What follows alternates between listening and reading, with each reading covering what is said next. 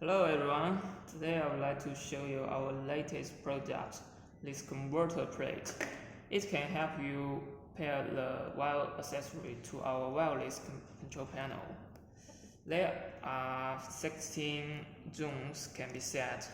From the first to the ninth can be set as door and window sensor, and from the 10th to the 14th can be set as PIR motion detector, and the 15th and the 16th can be set as smoke detector. Okay, let me show you how to pair it.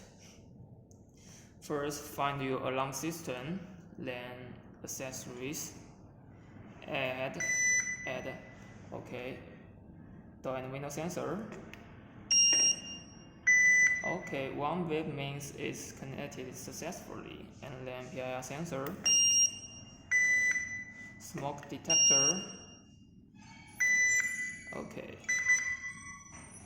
Now you can operate LAN at the mobile apps. You can rename the zone name and select the zone type: normal zone, stay zone, delay zone, and 24-hour zone. You can also bypass LAN by this button.